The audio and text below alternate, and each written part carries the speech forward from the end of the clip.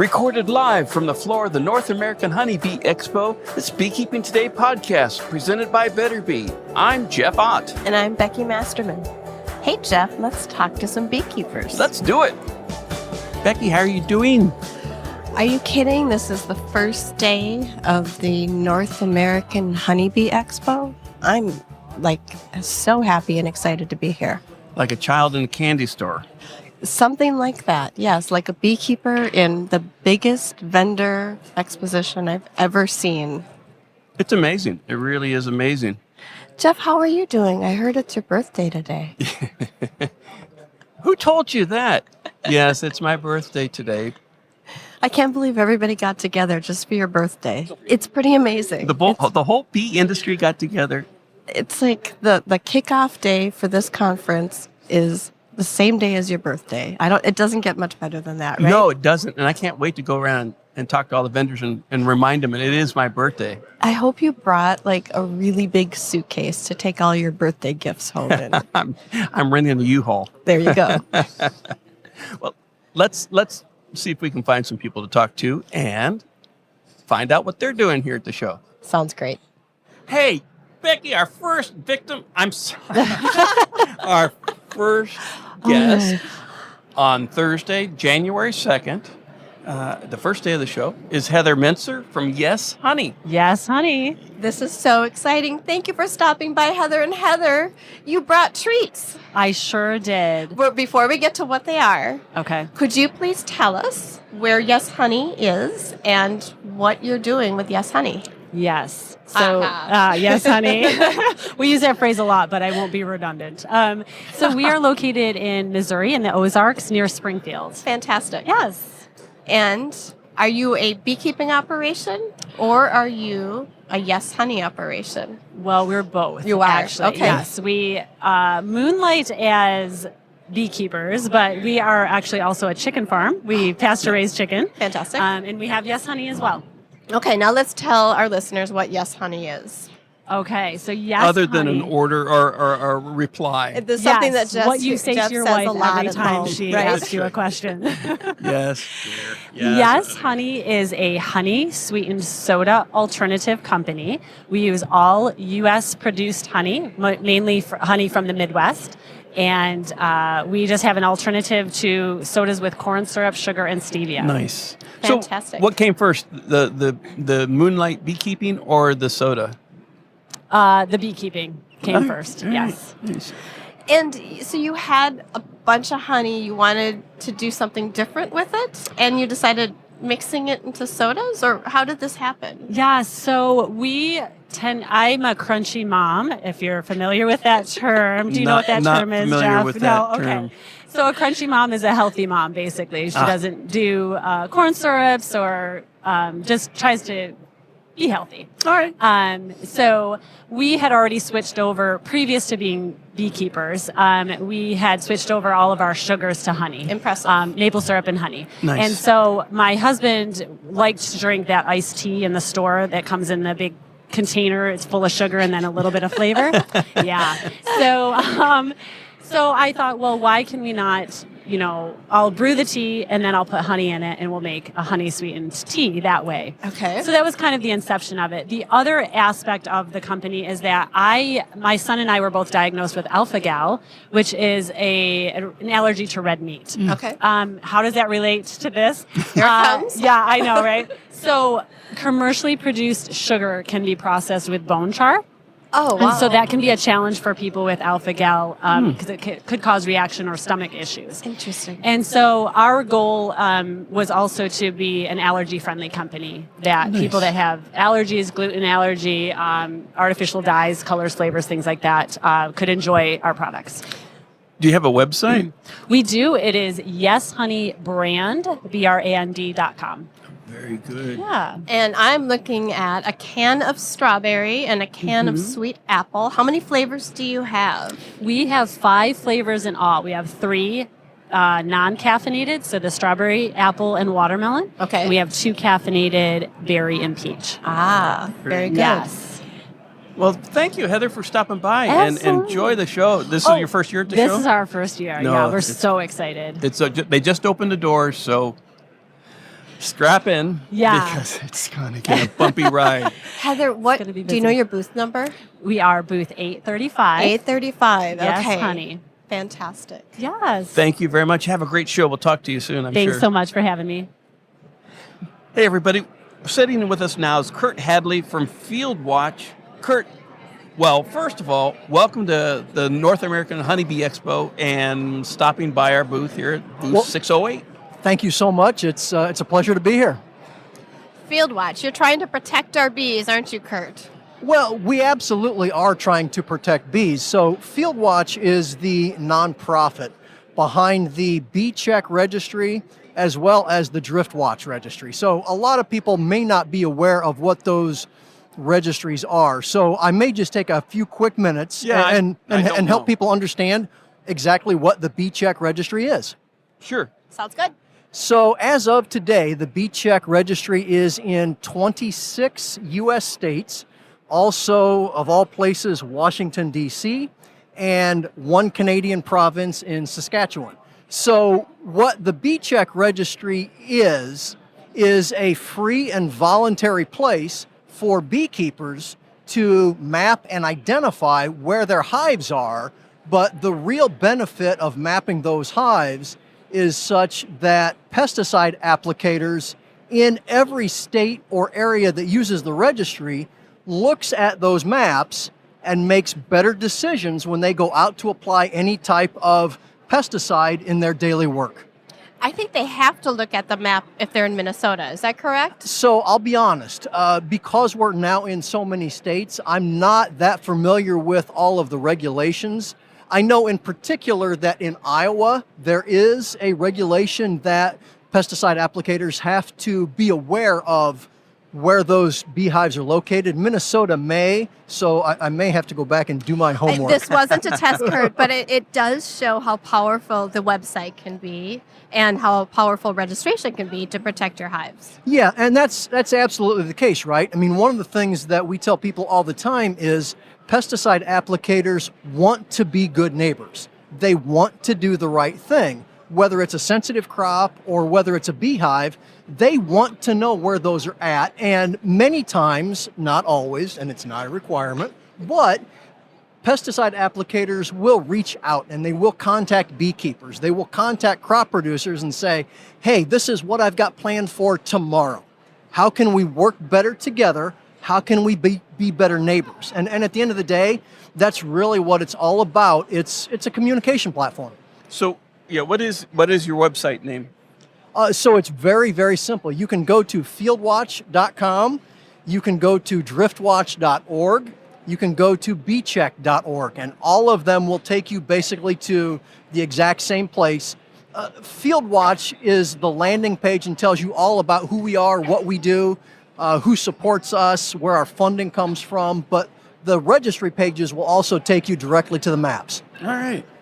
And does it cost a beekeeper anything to participate in that? That's the beauty. Once a state brings the registry to the state, it is absolutely both free and voluntary for the beekeeper, the crop producer, and at the end of the day, even the pesticide applicator. Well, it's a win-win-win. It absolutely is. Let's hope for some more states to be added in 2025. We have some more in the queue, but I'm not going to divulge that right now here on this podcast. Okay. Well, we can't keep anything secret, so that's a good choice, Kurt. Probably a good choice. All right. Well, thanks. Enjoy the show, and thanks for stopping by and telling us about Field Watch. We look forward to hearing more about you as you expand around the United States. Thanks so much for having me. Hey, everybody. Sitting with us now is Jim Hartman. He is a beekeeper from the Carolinas, North Carolina. Outside of Fayetteville, North Carolina. Fayetteville. Yes, sir. All right. And John, what are you doing here at the show? Or Jim, sorry. I said so many people here today. Jim, what are you doing at the show? Mostly I'm spending my money. I think I got to find a place to sell my plasma to afford some of what I bought today. But it's a great opportunity to get excellent equipment of a number of different things. We're only a few hours into the show, but I had a pretty long conversation with you that was a little bit opposite of spending money, but it involved making money as a beekeeper. Yeah. And you're not bad at that, right? Yeah, we've done fairly well in a few short years. I'm blessed by being a government contractor for 14 years, and so I learned the bureaucracy, and then have applied that to my farm. And I've learned a lot of good lessons I'd love to share. We're excited. You're also a military veteran? Yeah, 10 years in the Army, EOD bomb squad, and then and now a farmer. I just have to ask, were you ever afraid of getting stung by a bee? No, that's just part of beekeeping. I tell all the people who volunteer, you're not a real beekeeper until one has flown up your pants, and you can just ignore it.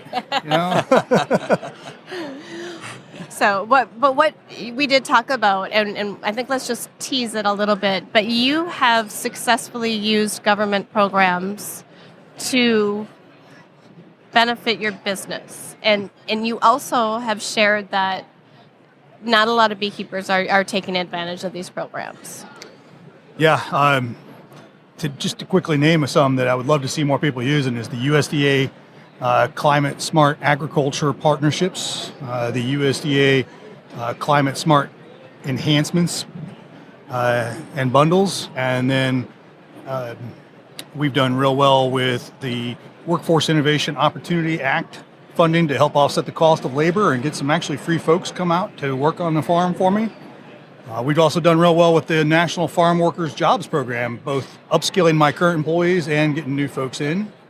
And then the last one is the Veteran Small Business Enhancement Act for veteran-owned businesses to get government surplus directly from the federal government to transfer and use on their farm. And I don't think we need to add credibility, but what award did you win in 2024? Well, I'm the North Carolina Small Farmer of the Year, and I'm also the National People's Choice for Farm Bureau's Agricultural Innovation. And when you say farmer, you mean bee farmer. I am a bee farmer. That's it. You're not raising hogs or cattle or something else, and then bees on the side. You are. I am full time as a honey farmer and a bee rancher. Excellent. Well, that's really good. And you were talking to us and about all the different programs that are available that beekeepers should be aware of that would benefit them in their beekeeping operation. Yeah, look forward to it. All right. Well, Jim, it's been great. I hope you enjoy the show. I hope you really don't have to give all of your blood plasma away just to get home. But if you have any left, there's a couple things I would like. Maybe you would be able to get them for me. Thanks, Jim. And thanks for stopping by. We look forward to talking to you more about your program later this year. Appreciate you. Thanks, Jim. Boy, the day is coming to a close, but I want to introduce everybody to our next door neighbor here at the North American Honeybee Expo, Herman Darenhauer. Dannenhauer. Sorry. That's fine. Yeah, the A looks like an O when your eyes are tired. So, Herman, welcome to the show. Thank you for sitting down here. I'm glad we're neighbors. Tell us who you are and what you're doing at North American Honeybee Expo. Well, name is Herman Dannenhauer, and I'm here promoting the hog half comb. I bought the system when the inventor passed away, and the hog half comb is a very unique honeycomb. The bees built it right in the serving tray, and it's very delicate because there's no foundation or midsection. It's a half of a comb, and you just serve it right out of the tray, right from the beehive. And our listeners don't know this yet because we're releasing this the day of the show, so this will come out tonight, Thursday. Dr. David Peck talks about your system on Monday's episode that's coming out on Monday. And what's really unique about this system is that you've developed a part of it doesn't require a special super for it. You've developed a special frame. Yeah, I made a frame up that the smaller beekeeper can make 8 honeycomb, and the frame replaces 2 frames in your extracting super. So you will have extracted honey on the outside, and the bees will make you 8 honeycomb in the center of your super. It's very nice for the smaller beekeeper, but I actually use one of these frames in every one of my supers. I put out 200 supers, and it's a real boost to the comb honey volume that I sell. And when David explained this to us, I was really excited, but I didn't quite have it and understand it. But now I'm literally looking at the frame, and this is some of the prettiest comb honey I've ever seen. And you're really going to make it easy for beekeepers who wanted to try comb honey, but maybe aren't quite ready to boost up the populations so that they're about to swarm. This is a really simple way to get comb honey, and it's beautiful. I totally agree. It is the most simple way to make comb honey without any effort to prevent swarming. I'm really excited about it, just as David is. We talked about this earlier, but if you really wanted to produce comb honey, and Becky alluded to this, you really have to build up your bee population and ride that razor's edge of having your bees swarm. To do it right, the Richard Taylor way of the comb honey production. I make a lot of comb honey in the complete hog half comb super that holds 40 cassettes. But I use a special swarm preventive method to make comb honey. The frame is very simple for small beekeepers or beginners. But if you want to make a lot of comb honey, then you would want to buy the complete super, and you have to manage the bees a little different to prevent swarming. Yeah. But this is kind of like gateway comb honey for those who maybe want to get started and aren't ready to adopt practices that take more skill. But also I can see where once you try it, you might really get attached to those cassettes. They're so pretty. I think it's the most beautiful comb honey available. Every one of them is beautiful, but of course I'm partial to the half comb. And let me just, and I mean, half comb, you can say it, but when you're looking at it and you look at the cassette, you can see all four sides of the comb and the back of the comb, and then when you look at the top of the box, you've got that beautiful covered cells. The cassette is completely clear, and it looks so nice when the bees built in it right up against the sidewalls. Yeah. Yep. Well, that's wonderful. Well, Herman, this is a great product. I know I'm going to try it because I live in the Pacific Northwest, and our honey flows are so spotty. Our honey flow is so spotty that I know that I can produce some beautiful comb honey using a limited amount of my limited flow and our short season. So no beekeeper is successful every time. So if the bees don't make you nice comb honey in the frame one season, you just let them rob that out and put the frame back the following year, and eventually you're going to get nice comb honey. You will not lose your investment. Wonderful. Well, thanks for stopping in, Herman, and good luck with the rest of the show, and good luck with the product. This is really cool. Well, thank you very much. Thank you. Well, Becky, they're about ready to close the doors on us, kick us out of this trade hall. What do you think? What are your first day at North American Honeybee Expo? My favorite part of the day, Jeff, was learning that you and I drive to work with Carl all the time. Isn't that great? It has been so much fun meeting listeners. And Sarah and Pete?